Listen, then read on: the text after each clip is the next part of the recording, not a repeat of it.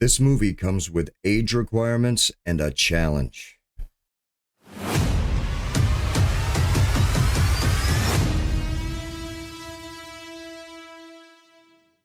So buying the tickets, going in to see Springsteen deliver me from nowhere, I had mixed emotions. I wasn't really excited to see this movie. I watched some review videos. I saw ending explained. I read some critics' reviews. They all had mixed emotions about it. They were saying, yes, Oscar-worthy performances from a couple of stars, breakout roles, fantastic, cinematography good, but the storyline fell flat. It's just another rock star biopic, one among many of the biopics today. Smashing Machine that just fell short. But I was reminded how wrong a person could be if they just don't get it. I'm going to start out with something that most reviewers and critics do not start out with, and that is the cinematography, because that is where I got hooked in the beginning of this. I said there was an age requirement for this movie.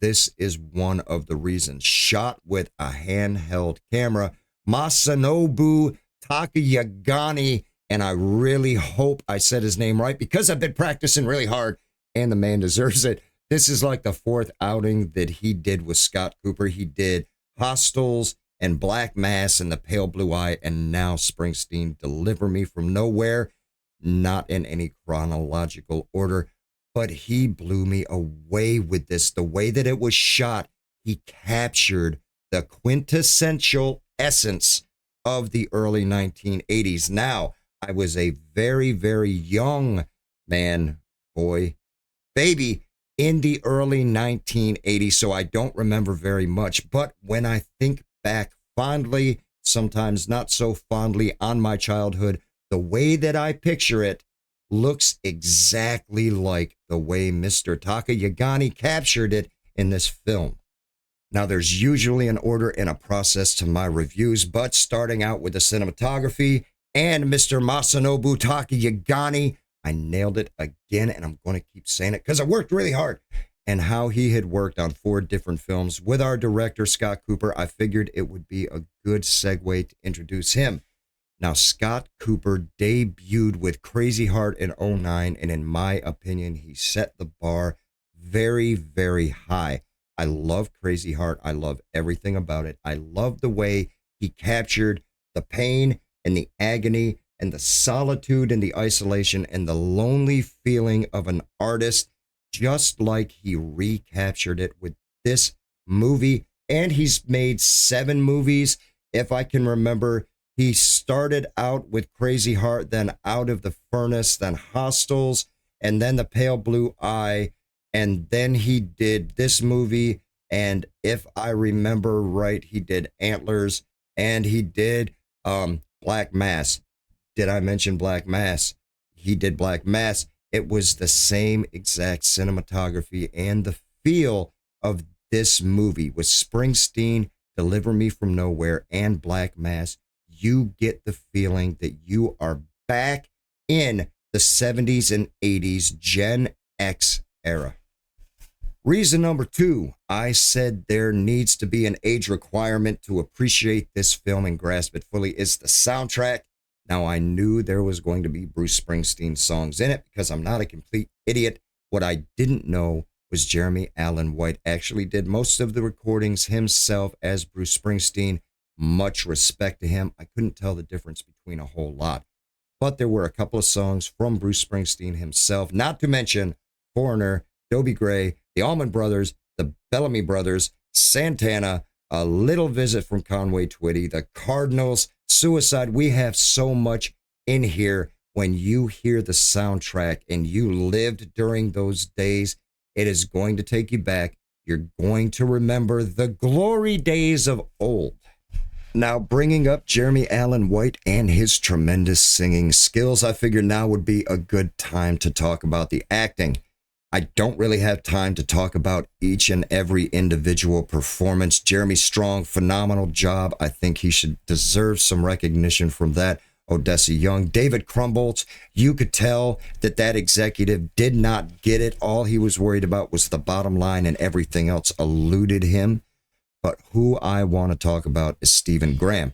Now, I'm a big fan of his. I've loved him ever since Snatch. I try to follow his career. I really like everything that he plays and what he brings to each role. But when he played this role as Douglas Springsteen, Bruce's father, he went to another level. Now, depression was not a thing that was talked about back in those days. It wasn't even a thing. People just wrestled with it. They didn't know what was wrong with them. They tried to self-medicate, which made things even worse because alcohol is a depressant, which makes you even more depressed, and you act in ways you normally wouldn't act, so then you need to apologize. You don't know what's wrong with you.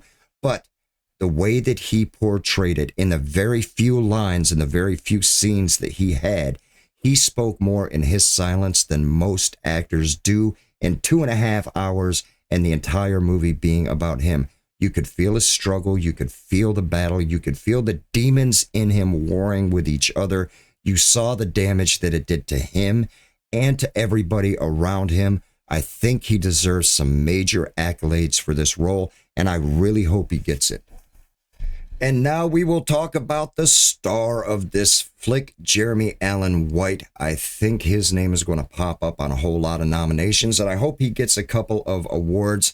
I also want to give some kudos to the casting department because I really felt like I was stalking Bruce Springsteen and I was peeping in on his life during the Nebraska album. But Jeremy Allen White did a fantastic job. I can't say enough good about him. He actually captured the heart of a tormented, depressed artist. When he's trying to grasp onto something that just eludes him, he thinks if he reaches it, everything will be okay, but he can never reach it. How he yearns and wants family and a connection, and he has so many connections around him, but it just doesn't seem to be good enough because something's lacking.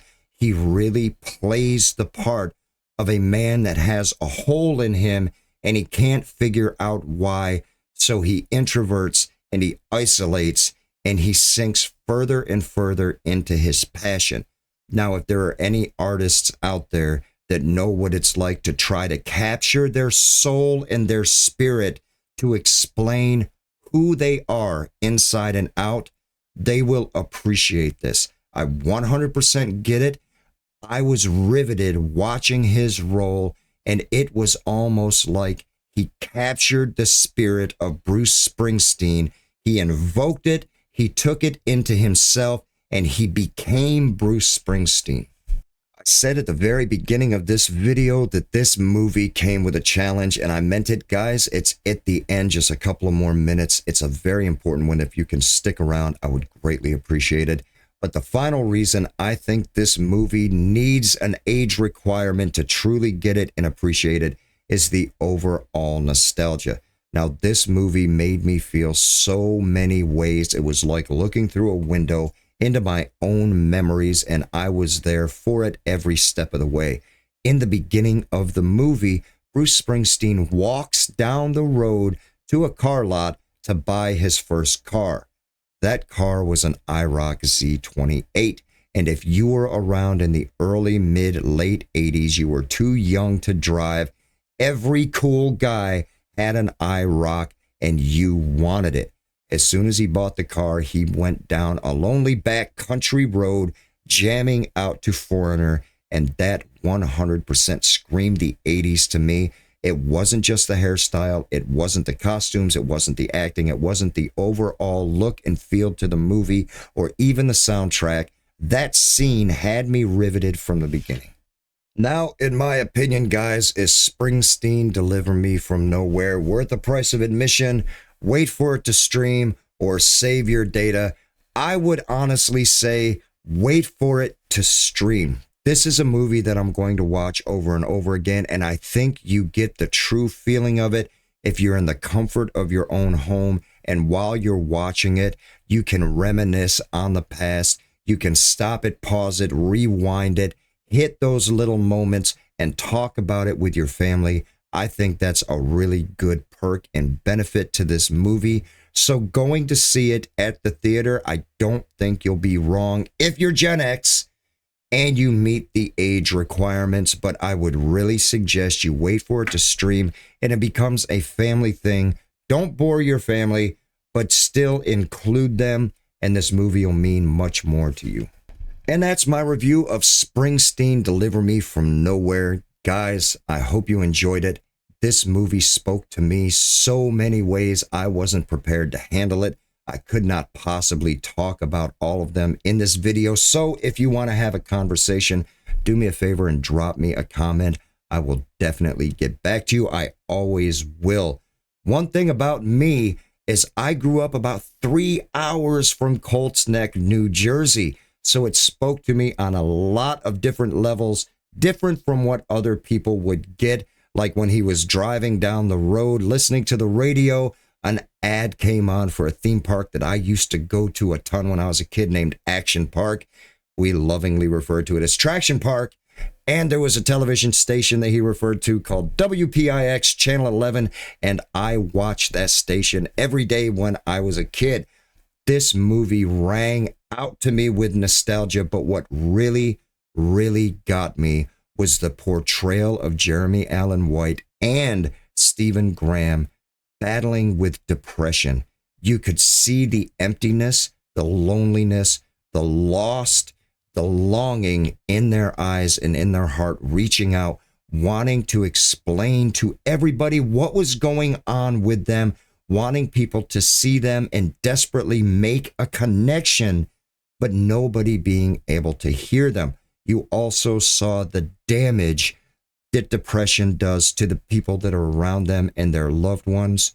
Depression may seem like it's a lonely battle. You may feel like you're in it all alone, but trust me, guys, you are not. It's generational and it affects everyone around you. This movie speaks volumes to that. It touches people in ways that you cannot possibly understand. So my challenge to you is, if you're struggling with depression, if you're having a hard time, please reach out to someone and get the help that you so desperately deserve. And until we see you next time, I hope you have a great day.